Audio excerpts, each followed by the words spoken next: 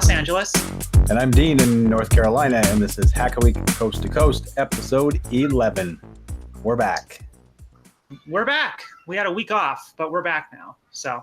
And interviewed some people, too. We've had 3 people on, 3 guests, and that was fun. Was it 3? 3 or 4? 4 guests, 3 guests. 4, right? Yeah, we had Roger. 4, oh, yeah, we did. Jerry, we had Caleb, and we had Alex. Yeah. So 4. Yeah, that was cool. Yeah. Had fun chats with all of them. That's some interesting like 5 stuff. weeks since we had a regular episode, huh? Yeah. Yeah, wild. Yeah, what do we got this week? You had some news you wanted to talk about. Well, the whole thing that we were talking about actually with Caleb lost his job with Maker Media because they shut the doors. Basically, they said Maker Media is over with for all kinds of reasons. More or less, it was just like the money thing wasn't working out with venture capital, and a whole bunch of corporate sponsors pulled out, and they couldn't afford to do Maker Faire the same way anymore because of that. So, et cetera, et cetera, et cetera. And I was reading that they have reformed. Now it's called Make Community LLC. So they're back. Cool. And I guess a few people got their jobs back, from what I hear. That's good. Going to be doing a different thing, trying to build like value for the community. Okay. Which is a nice catchphrase, but we'll see how that works out. I've actually offered, my thing with the YouTube channel. If they want to send me like any Maker Shed stuff, I'll do videos of it if it can help them sell stuff, I guess, on the Maker Shed. But they have a new website at make.co. It's still in the works a little bit, but it's there. And they've got a business model now where they want you to become a member, and you can also contribute money to them if you like. Okay. So I think the membership costs money. You can also subscribe to the magazine, either digital or paper. So we'll see how things will work out for them. And you still, I guess they're still retaining the Maker Faire licensing thing. So if you want to do a Maker Faire, you've got to license it through them. I'm not sure if those fees or whatever have changed. But anyway, Maker Fairs will still happen with the same logo and everything else. And of course, maybe some new ones. Maybe some new form of a Maker Faire will pop up. Who knows? Yeah. I mean, sometimes these kind of things, like when something like that happens, then sometimes you see like splintering, and like that can be bad, but also it can be good because you get a lot of people like trying new and different things, and then like they find new and better ways of doing things. So we might see some new kinds of Maker Fairs, and that might be kind of neat. Sure. Couldn't be a bad thing at all. It's always fun getting people together. The very best of the global maker movement. Our impact is being felt everywhere. Wow. That's very That's on the website. that's very professional sounding. I feel like I'm being recruited for Scientology or something. Yeah. That sounds like something off from Black Mirror. Yeah. Creepy.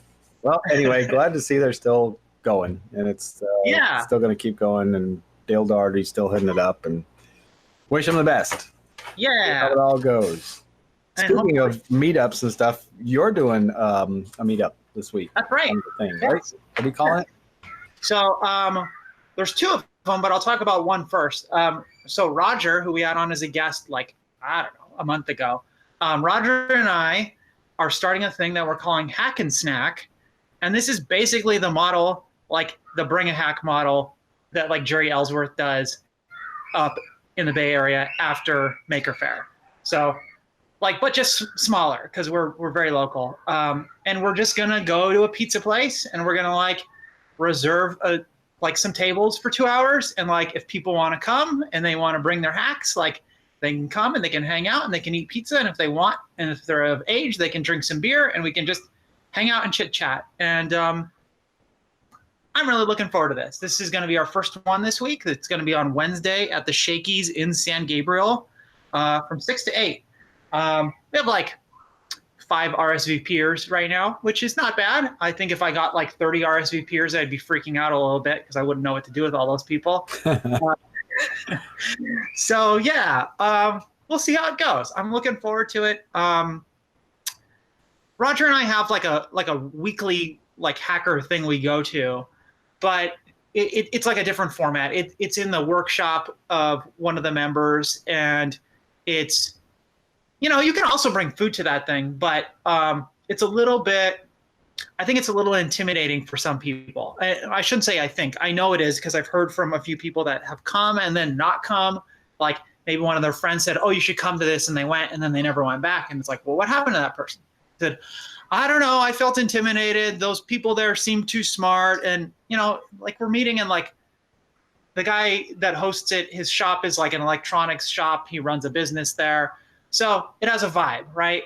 Like there's big bins of electronic parts on all the walls, and like that stuff's cool. But like for someone who doesn't know anything about electronics, like maybe someone who's more into, I don't know, sewing or ceramics, like people like that seem to be like, oh, well, you know, I don't know if I know about all this stuff. So these people seem really smart. So I want to like, just like, let's hang out. Like, even if you don't know a lot about electronics, you can hang out and eat pizza, right? So that's what we're going to try.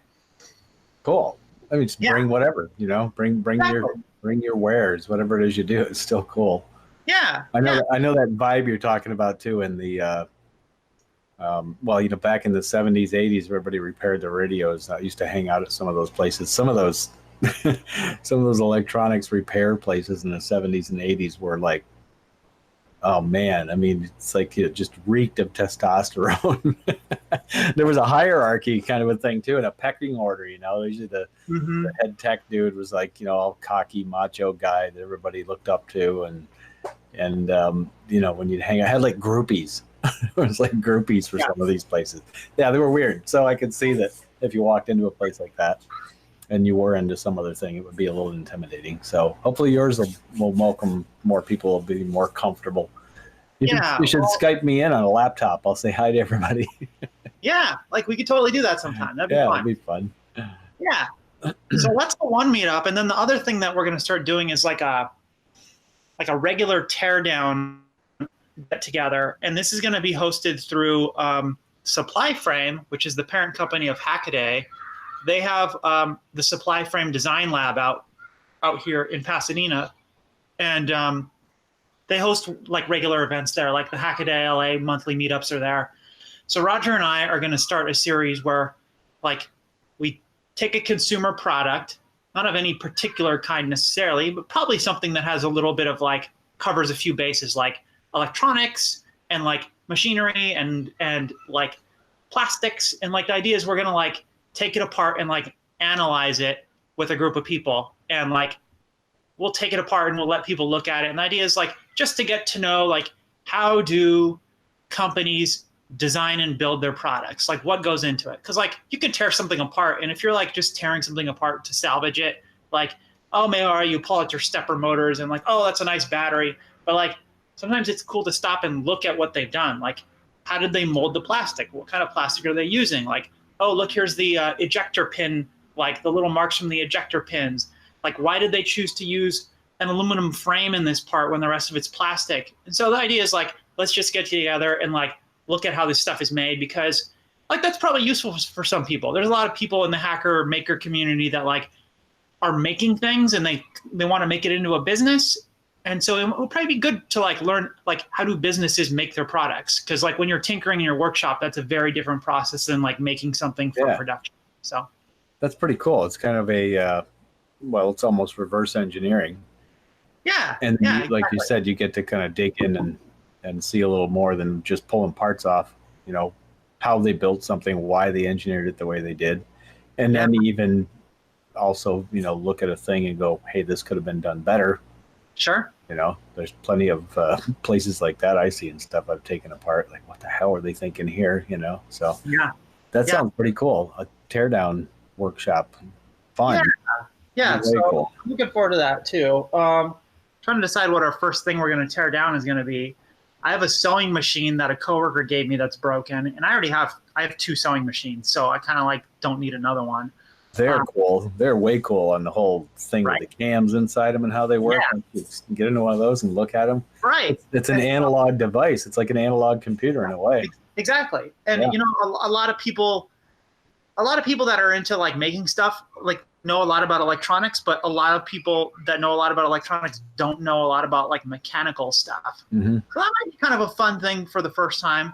But then we had a guy at Hackaday LA last week who told us he has a bunch of like casino grade like card shufflers, and there's like a lot of electronics and like mechanical stuff in there because you can have like he was talking about like you can have them it'll shuffle different ways for you, and he volunteered to like bring one of them in if we want to tear one of those down. So we'll see. Probably be the sewing machine for this week unless we find something else between now and whenever we have it. So we'll see. Man, that would be cool.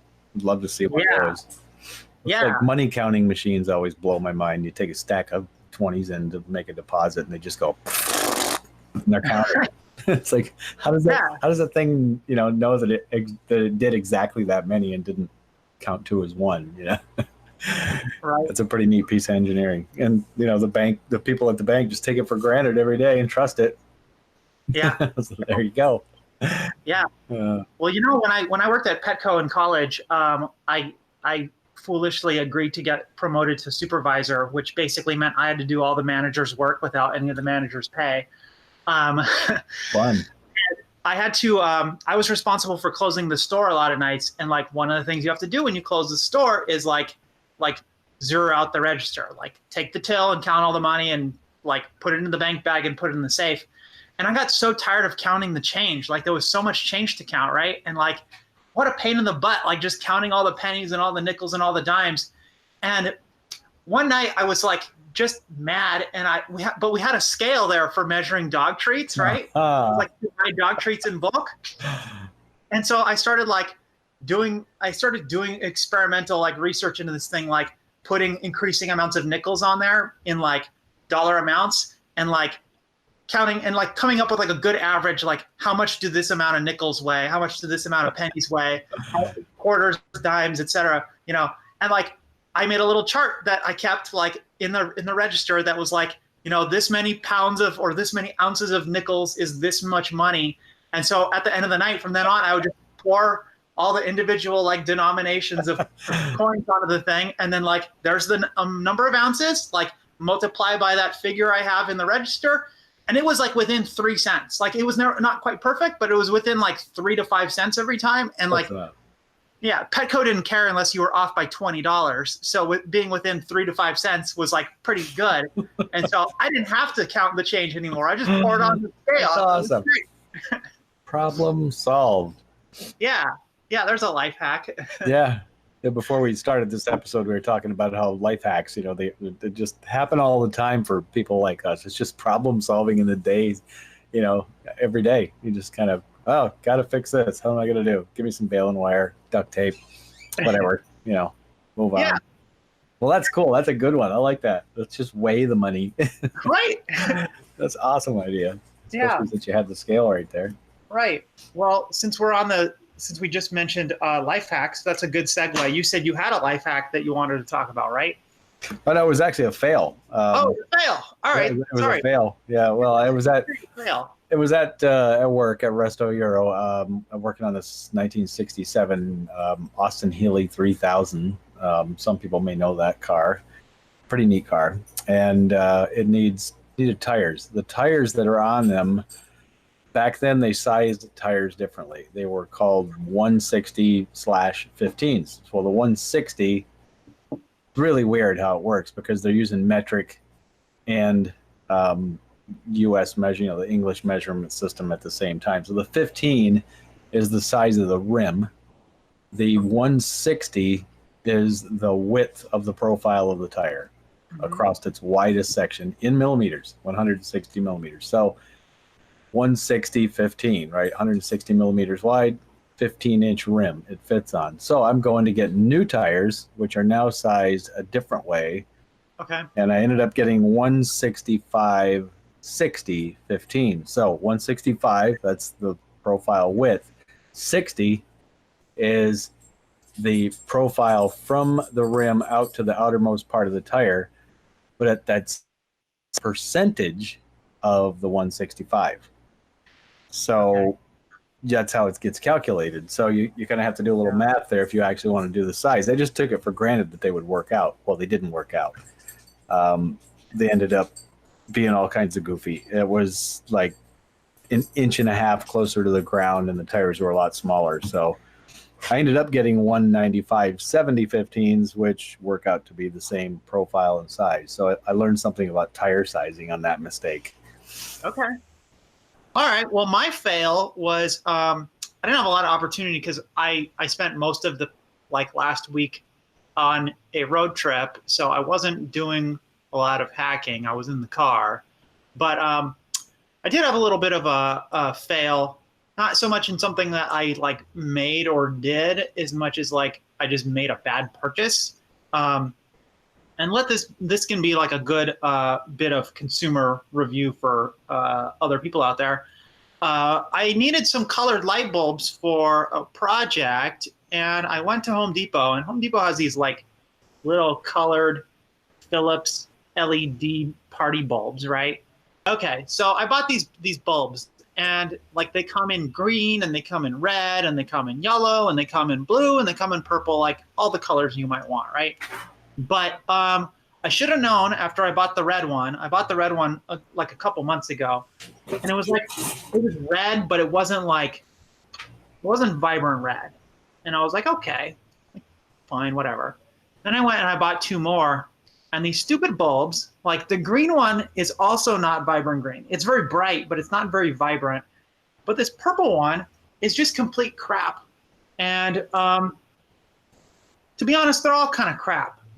Because Philips has not realized that we live in an era when you can have LEDs in any goddamn color you want. They're just putting white LEDs inside of this and then putting a colored plastic shell around it. So when you turn on this purple one, one, it's dark because purple filters out most of the light, and two, what does come through, it's just whitish purple or purplish white. It's crap. It's not even a good purple. That's lame. It's so lame. Dude, fine. All right. You know what? Purple LEDs are not the most common LEDs, but God damn it, red and green are, and those are the most common LED colors, and the red and green ones are the same way.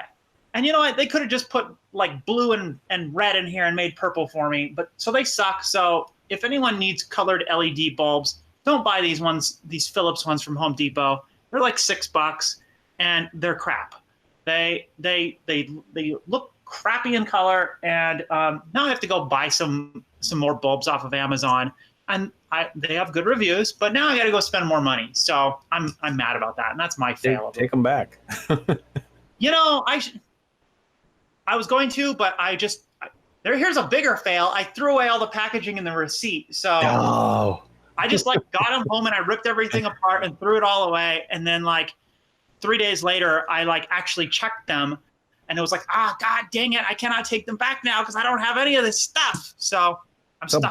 break them open and hack them into something else. I was thinking about that, honestly. Yeah. I was thinking maybe I'll just cut it right here, and maybe I'll just put some purple LEDs inside and stick it back together. Put an animal skull on it. Right. Put an animal skull on it. That'll work. Yeah. So yeah, I don't know what I'll do with them. I do want to dissect one though, just to see what all is inside there. I'm curious. I've seen a few of those little stories done on that. People have done little teardowns on them. Yeah. I think EEV blog did one. Probably went on for 3 hours. But anyway, speaking of animal skulls, I got to tell this little story. I had a weird day. I had a bummer of a day today. I was on my way down to the hardware store to pick up some stuff, going down the highway, and I think I've mentioned before, my wife and I are both into birds and animals. We just love animals. And I was going down the road, and I see this red thing in the road, and I'm like, what is that? And as I went by, I was like, it's a cardinal, and my wheels straddled it, and I looked back in the rearview mirror, and I saw it flapping its wings. And being the animal lover and rescuer I am, I turned around, I went back, I picked up this little cardinal. He's bleeding from an eye. His neck is flopping around. And long story short, I brought him back home because I was like, I'm going to save this freaking bird if I can. And I almost knew it was hopeless, but I was just like, I gotta try. I can't just leave this bird here. I picked it up already. Now I'm committed. So I wrapped it in this shirt. I got home. I about probably 2/3 of the way home. He fluttered in my hands and died in my hands. And I came in the house. I told Lisa about it, and I freaking fell to pieces. I just was like, God damn it. Yeah. It sucks, And anyway, we took it out back and we buried it next to the 3 Siamese cats we have out back. So the Siamese cat has a bird buried next to it now. Jesus. Yeah. And so then I went back down to Home Depot, Lowe's again. And the other day I noticed this, and I went by it today, and I went by it again today on the way back. And said, God damn it, I'm going to pull over and get this poor bastard out of the road. A beaver got hit by a car like 2 days ago by the road because it's been raining a lot around here. So sometimes their den will get flooded out, the displaced. And I've seen it before. They get clobbered on the highway. And so he's been there about 3 days. And you know what that's all about. Yeah. You know that smell. Well, I don't, because I don't have a sense of smell, but I know about all the rest of that. That's right. You lucky you don't have that sense of smell. Well, lucky and not, I guess. But so I said I'm gonna get him out of the road, and this sucker was huge, man. He was like the size of a sack of grain, And a big old stick pushing him out of the road. And he's just totally disgusting and gross. And I guess I was being really careful because it's like, don't get any of this anywhere near you. It's gonna smell forever. And I guess somewhere I stepped on some little bit of something because I got back in the car and I'm driving like, oh shit, it's on my foot. And then, and then as I'm walking back to the car, I come across some friggin' dead butterflies. I've had enough deaths today. Jesus, it was weird. But of course, every time I see a dead animal beside the road now, I'm like, maybe I'll clean this. Nah, not gonna do it. Yes. You've inspired me to want to try, but process is gnarly.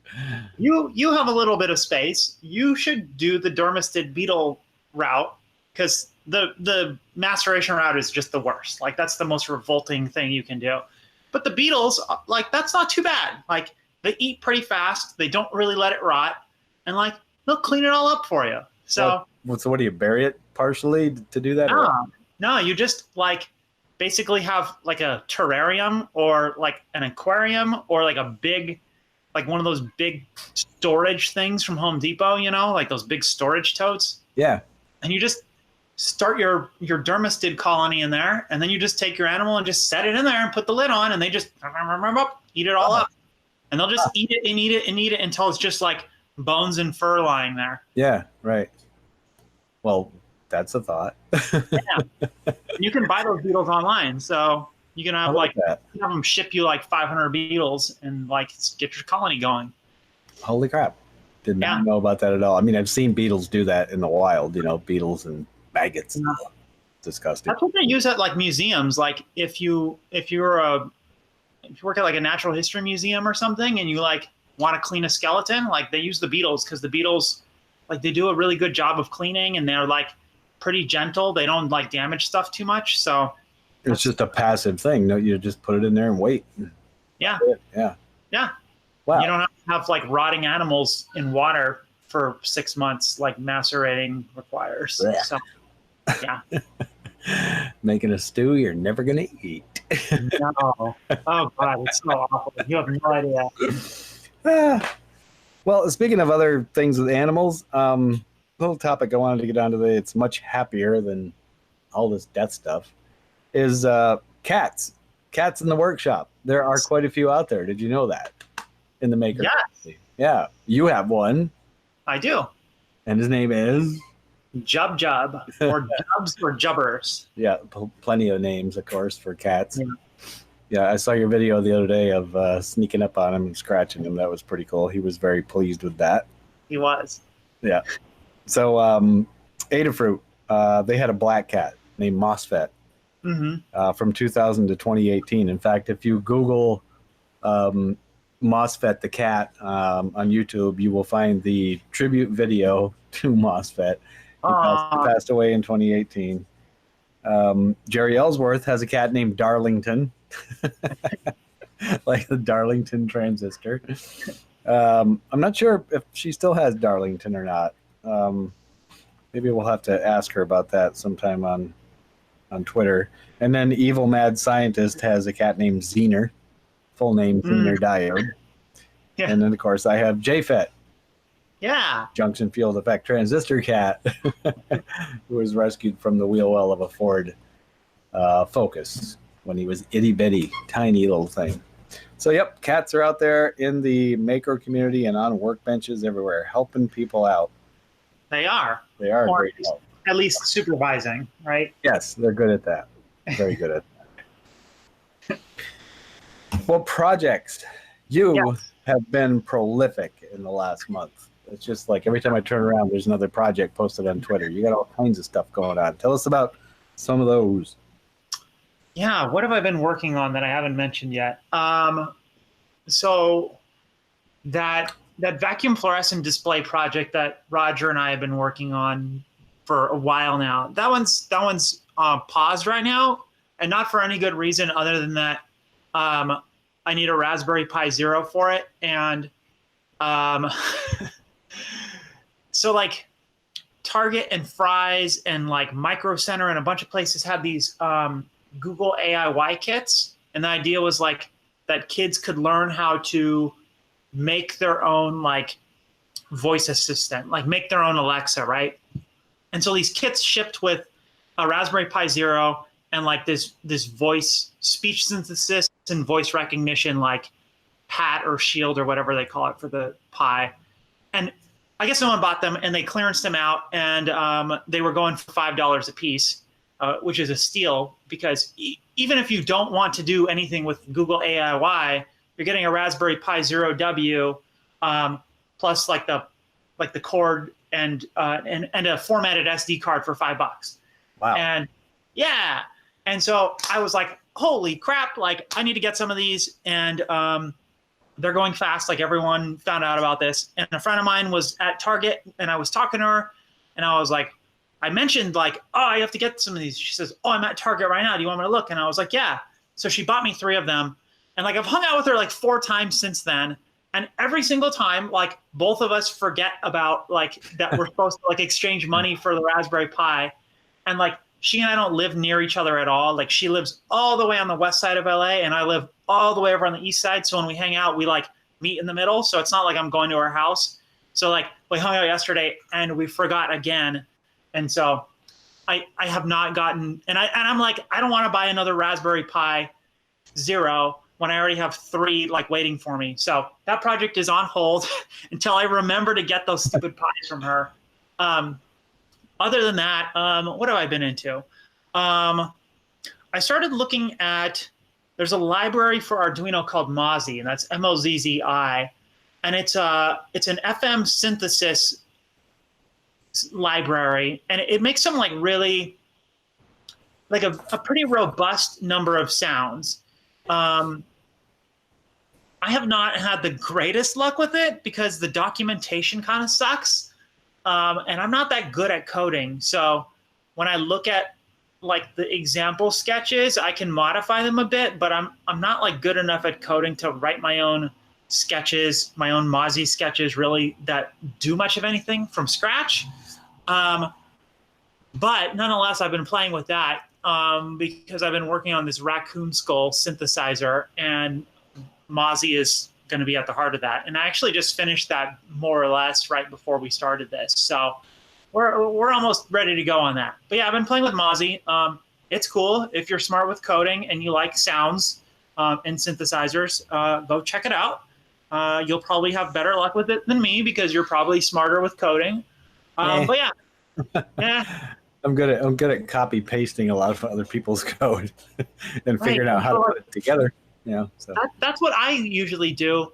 But like, there aren't a bunch of like, there isn't a bunch of stuff that other people have done with Mozzie. Like, I see a lot of projects that people have done with Mozzie, but they never have their code anywhere. And so I can't look at their code, which is also kind of like not helping because like I learn a lot by looking at other people's code and like how they wrote their stuff compared to like how the author like came up with all this stuff.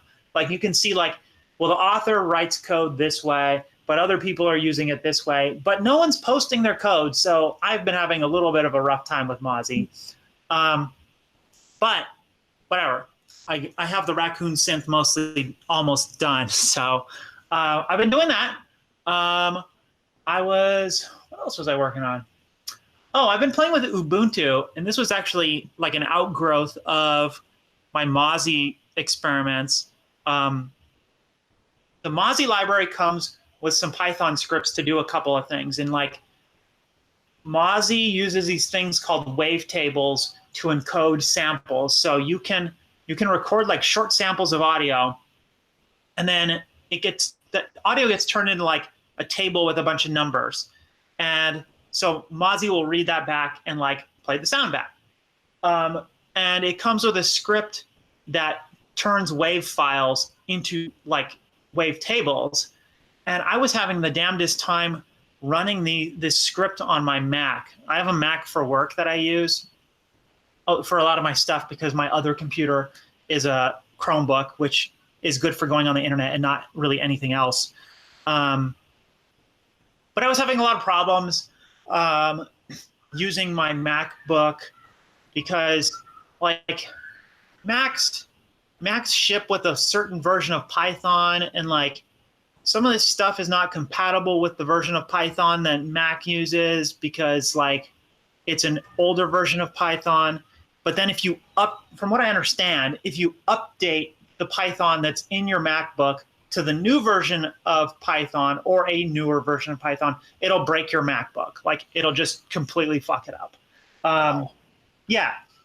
So I was like, so my friend Roger was like, whoa. Like, do not install a newer version of Python. You're going to destroy your work computer. And I was like, okay. So he says, like, use this Python sandbox called Anaconda something or another. Try this. It basically builds like a little walled garden that you can play with Python in, and it keeps it from like, it's not exactly like a virtual machine, but sort of. Well, like, because it's a work computer, like my workplace put a whole bunch of parental control stuff on it, and like it just made a mess. Like every single time Anaconda wanted to like access Python, for every single operation, it like would pop up like a little like authentication thing to asking for my username and password. God. So like just opening Anaconda, it was like 12 of them. And then like if I wanted to like press run on like a script, like every time it tries to reach down in there, like username and password. And in the meantime, the script is like, why am I getting permission denied? And then it would just fail. So Roger said, maybe you want to try Ubuntu. And that's for people that aren't familiar. I'm sure most people are. It's a Linux operating system. And I had an old laptop. It was my laptop that I got when I graduated from college in 2010. It was a Windows machine, and it was just completely messed up because so for people that don't remember, like back when like Windows 7 was new, they did this thing where like Windows would just restart to start like installing updates, but it wouldn't give you like an option or a warning. It would just be like, I'm restarting now. I'm going to restart in 10 minutes. I'm restarting now. And like more than once, it screwed up something I was working on. And so I went in and turned that off. It was like, you're only going to install updates when I restart you from now on, when I like turn the computer off and on. But then I didn't turn my computer off for like a year. Like I just like I would just close the lid and would go to sleep, and then I'd open it. And so it built up like 300 plus updates that needed installing. And like one day I had to restart it for some reason, probably because it got frozen or something. And then it's trying to install all 300 plus updates all at the same time. And it completely screwed itself up. Like it just, the thing was destroyed. It didn't work right after that ever. And so Roger said, let's put Ubuntu on it. So we did that. And now I have an Ubuntu computer, and it's been pretty fun to play with. I've never played with a computer that runs Ubuntu before. I've played with Raspbian, and there's some similarities because they're Linux systems. But yeah, it's pretty cool. This show, it'll run on a lot of stuff too. Yeah, yeah. And you know what? Like I've gotten very used to like the the way that modern computers are, like everything is very prescribed. Like there's installers to install stuff, and like it's all very like it holds your hand the whole way. Yeah. And like that's good because like, you know, if you don't know what you're doing, it'll make sure you don't screw it up. But then sometimes like you want to install things a certain way, or like you want to install something even though the computer doesn't want you to, and then like it's kind of a pain in the butt. But Ubuntu isn't like that. Like literally you just go into terminal and just like write your commands, and it just starts pulling the software from some server and it installs it. And then like you install all the like other stuff, the dependencies and whatnot, also just by like writing stuff in the terminal. And it, like I haven't used a computer like that since like I was like maybe 12. My parents had like their Windows 3.1 computer, and like it's very like nuts and bolts. You're just in there like tinkering on the computer, like, and like I kind of miss that. So it's been kind of fun to play with Ubuntu. It's packages, just so it has just what it sounds like. It's a package. If you don't like it, you just grab the whole package and throw it away. Right. Boom, it's uninstalled. Right. It's not tied into the operating system the way it is with the registry and everything else in Windows. Right. It's really weird. You know, it's like you install something in Windows and it's like all these tentacles run through the entire OS. And although I guess now, I don't know if it's coming up or not, but there's like supposedly a Linux kernel in one of the latest releases of Windows 10. I think it's the next one coming up. It's actually, they've got a Linux kernel in it now, which is, well, good. It's about time. Yeah. Because it works. You know, Yeah. but the old, Windows 95 and then 98 was just basically a patched up version of 95. Yeah. But that same thing happened to my wife's computer, Windows 7. She had some problems one day. And I said, well, when was the last time you couldn't turn the computer off? And she goes, oh, every day. I said, is it off right now? Yeah. What's the blinking light? Wait a minute. You know, and I checked and it was just going into hibernation. It was not turning off. Yeah. I said, so we need to restart this thing. Same thing. Restarted it. And it was like 3 or 4 hours later, the computer is still doing these updates. And she was a little worried, but it eventually did okay. It didn't screw it up. But it was down for like a whole day. She didn't have it for use at work, you know. It's crazy. So I told her, make sure you do the settings where it turns off and back on once in a while. And Windows 10 now is different. You know, it lets you know, it's like, hey, there's updates. You got to do them. You know. Yeah. Yeah. And then, so one thing I did find out with Ubuntu is that it's also very easy to screw up your computer if you start goofing around. Oh, yeah. I was trying to install the Arduino IDE, and my first install of Ubuntu, for whatever reason, it was when the installer for IDE was trying to like put some files into some folders, it was getting permission denied. And so I was like, oh, well, I'm just going to go in there and give myself permission. And like, so I just changed like the ownership from root to myself for a couple folders. And like that didn't work. So I'm like, well, I'm just going to keep going up the like file path to like higher and higher levels. And then I eventually ended up changing the ownership of the USR file from root to myself, and it broke sudo. Like I couldn't, like sudo didn't work anymore, and like nothing worked anymore. And like that was it. Like the computer was just completely goofed. But fortunately, like I had only had Ubuntu for like 2 days and I didn't have anything on it. So I just like did a fresh install, and now I have Arduino installed just fine and everything works. So yeah. Cool. Yeah. And then there was a fix for that. I read on Twitter too. What was it? You do like a backup something on a USB drive, like a rescue thing. Yeah. What it's called now. Yeah. Someone said like there's some kind of software that basically builds you like a I don't know what you call it, like a photograph of your computer, kind of like how System Restore worked on Windows. Yeah. But yeah. So you can like, kind of go back and undo the stuff you did that screwed everything up. Yeah. So I should probably do that before I get too deep into Ubuntu. And I don't know. Have I been working on any other projects? I don't know. I can't remember. I think that's probably it. You covered the ones I remember seeing on Twitter. You know, Okay. the one with the what was it called? Is it Mozzie?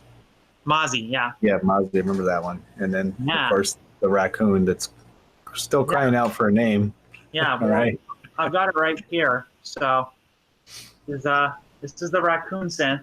And I have a few tweaks to make, but right now what it does is when you open the lid, it turns on because there's a little switch right here. And you can see the skull right there. And it's got all its knobs all over here. Great sound. Yeah. So that's the raccoon scent. Straight out of a David Lynch flick, right there. I like how the knobs are almost lined up with the eyes on the skull. Yeah. Gives it a kind of a weird eyeball-y look thing. Yeah.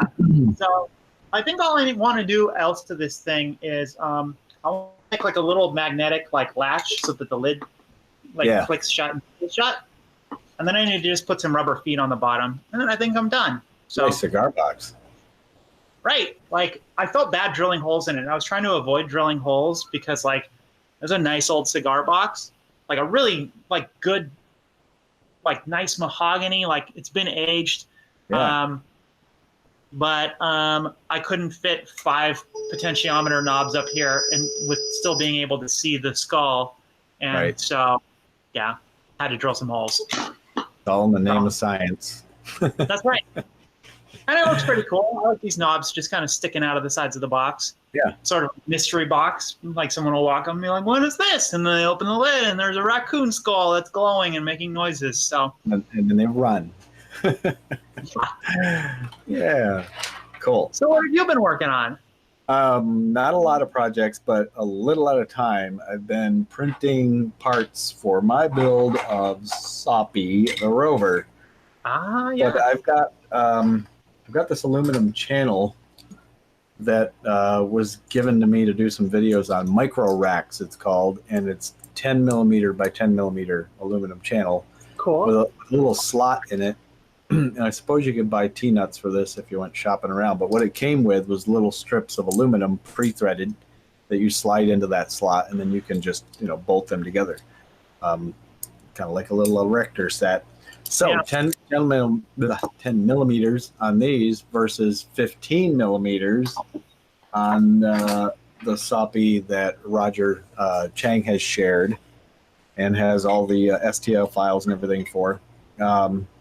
So that's basically 2/3 of what his spec is, because they're 15, I got 10.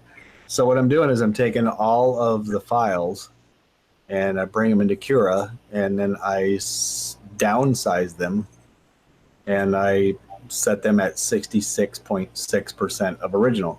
So I reduce them by 33.3%. We'll just throw out that 3 repeating because we all know that doesn't mean anything. And the 10 millimeter channel drops right in perfect. Fits really, really nice. So that's what I've been doing is reducing all these down. And I'm going to call it Soppy 666. It's going to be the evil satanic rover robot. Yeah. And I started printing the wheels in red. This is the size of the wheel. So you get an idea how much smaller it is. I mean, but I think I'm going to do the wheels in black just because I'm going to do all the other parts in red. But so far I've got, what have I got? I got the corners printed for the frame, the end for the bogie. This is called the bogie body. And then just before we started, hang on a sec. Just before we started this podcast, this piece came out. This is another part. This is the part that goes on the oh yeah, that's like the pivoting part.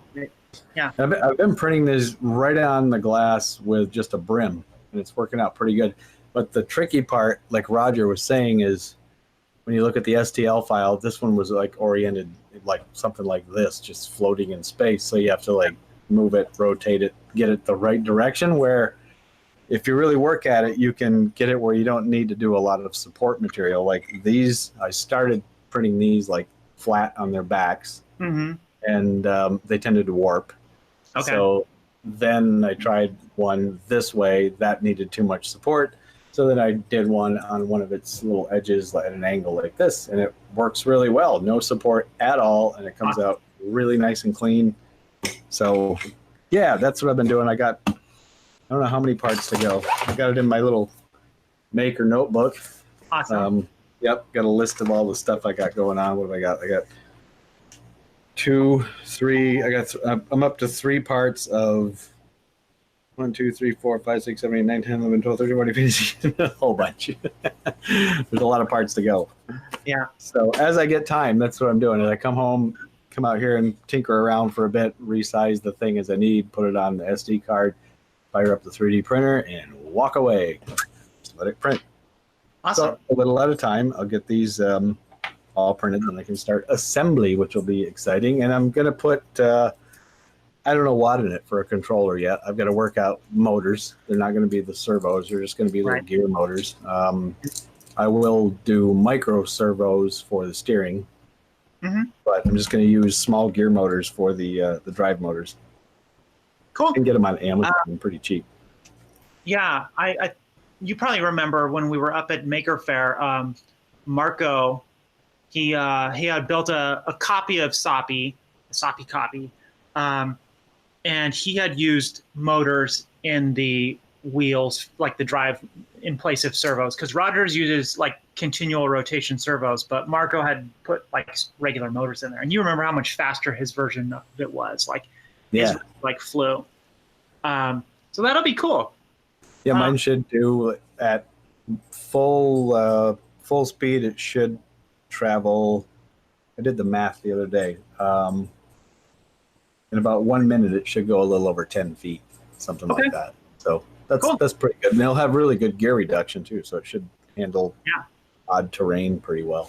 So one thing that I wanted to mention, if because you talked about printing the tires in black.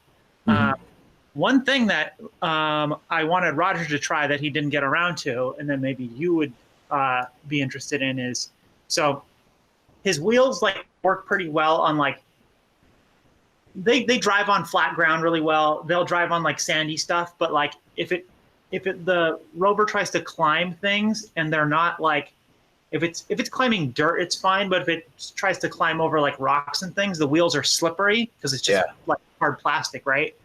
And so like Soppy has a hard time going up curbs and things. And I told him that he should try coating the outside of his wheels with truck bed liner, because that'll make it grippy. And it'll also protect the surface of the wheel a little bit, because, you know, the wheels get like a little bashed up when they're driving over stuff, but that truck bed liner is pretty durable. And they make it in a spray can.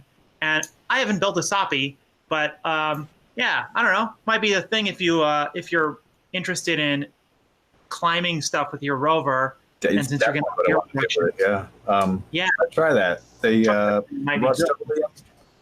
The spray can version of their truck bed liner is a little bit slippery. It's got a bit of a grit to it. It's kind of gritty.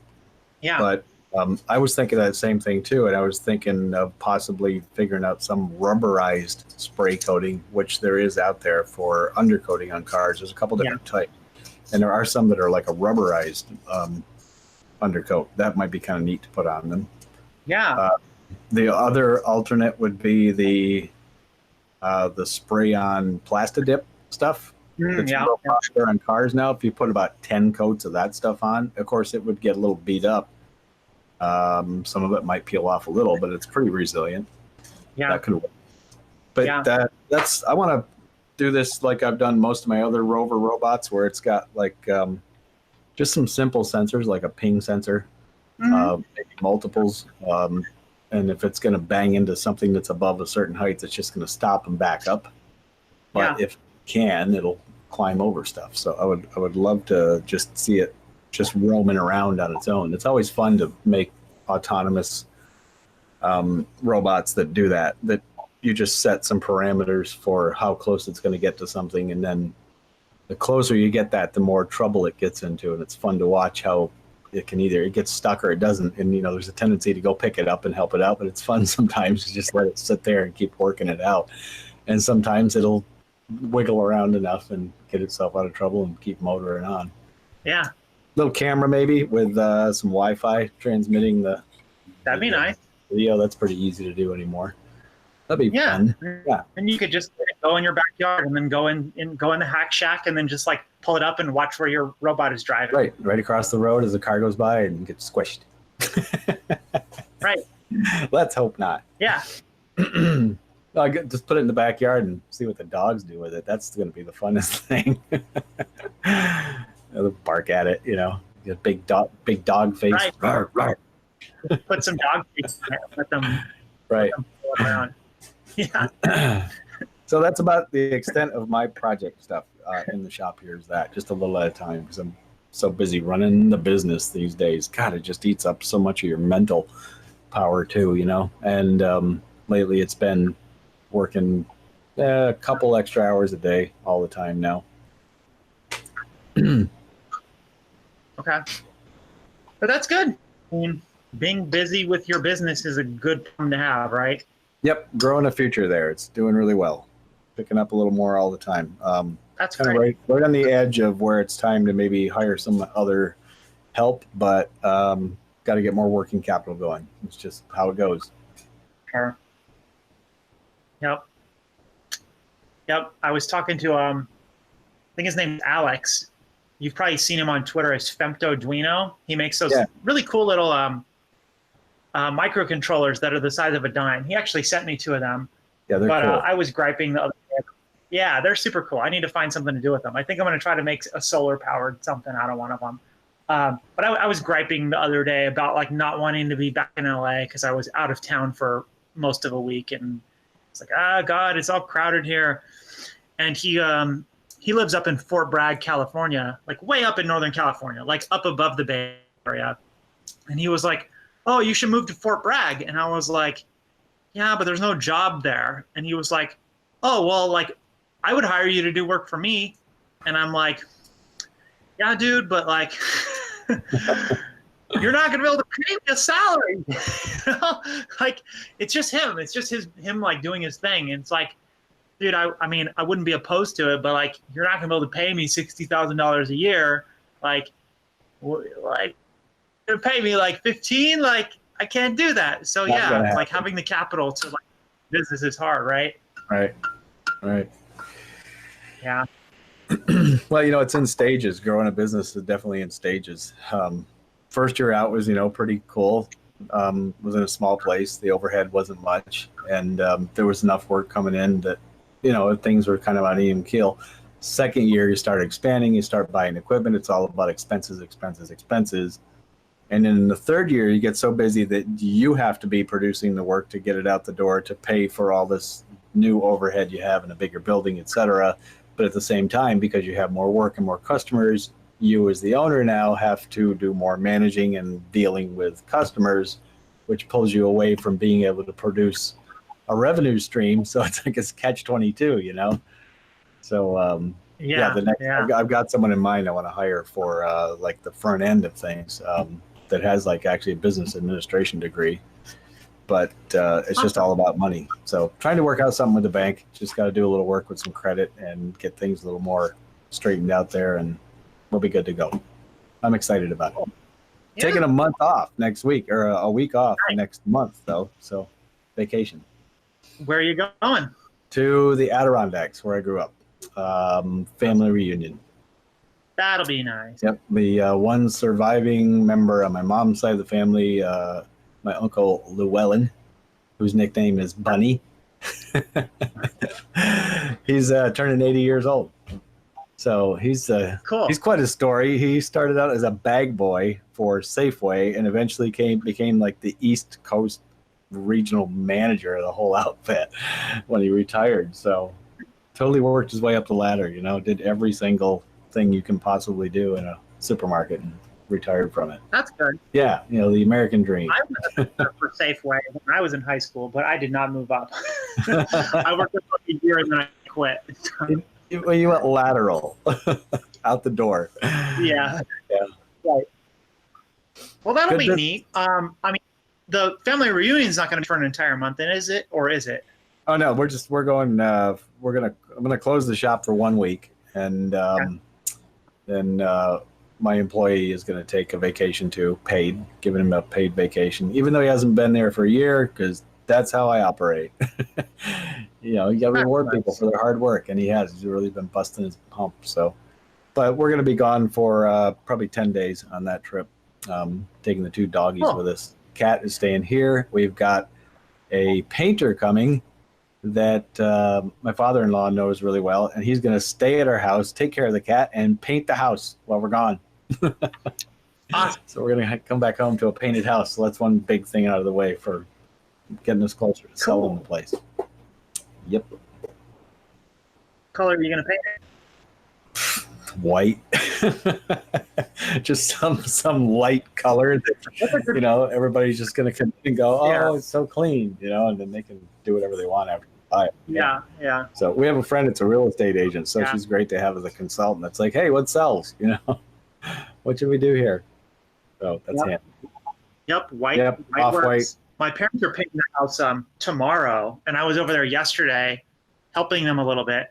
They actually were like, hey, your belated birthday presents are here. Like, when can you come pick them up? And I went over, and they were in the middle of, they have to get all the stuff off the outside of the house to paint it, because they have, 20 years of plants and, stuff they've stuck to the house. It all has to come off. So they were just, knee-deep in that. So I helped them for a little while yesterday. Wow. So they're getting their house painted tomorrow.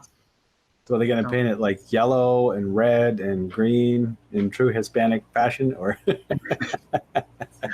I wish, but I actually love that. I love that about that whole Mexican thing of brightly colored buildings. I think it's great. Oh yeah. If I am ever able to buy my own house, I love the Hispanic bright color thing that you see so much in Latin America. I would love to paint my house like that, but I can't afford a house here in LA. But no, my mom is white and my dad is whitewashed Mexican, so they are not going with anything wild. It's going to be pastel yellow with blue trim, and I don't like either of the colors, but it's their house, so it's not my say-so. You just wear dark sunglasses when you go to visit them. Right. I tried to convince them to paint it when I was a kid. It's like a 1960s tract house, and tract houses came in some weird colors for a while in the 60s, and their house was lime green, and so the house was lime green when I was little, and then they painted it a blue color with white trim, and I always liked the green, and I always wanted it to be green again. I was trying to convince them to paint it lime green, but they didn't go for it, so it's going to be yellow with blue trim now. Well, so yeah, like you said, it's their house. yeah. If I ever own my own house, I can paint it lime green if I want to. When you own your own house. How's that? Yeah, I'm going to have to leave LA if I'm ever going to do that, though.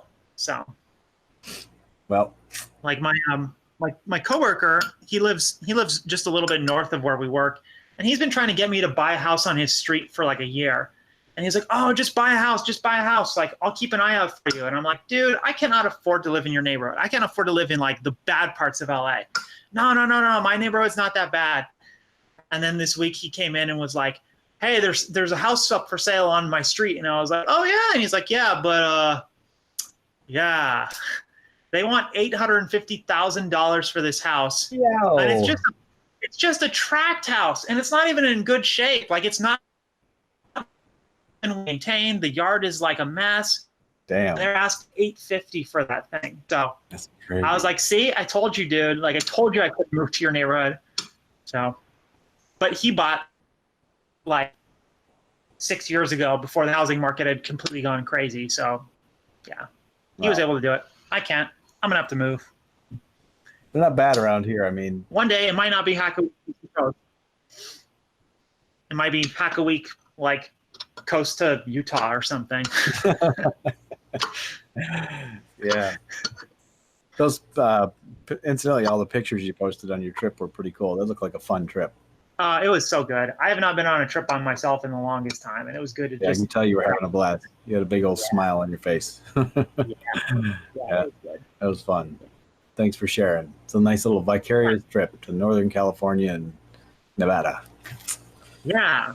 for all of our listeners out there, if you're ever in California, or if you already live in California and you've not been up in the Eastern Sierras, I highly recommend it.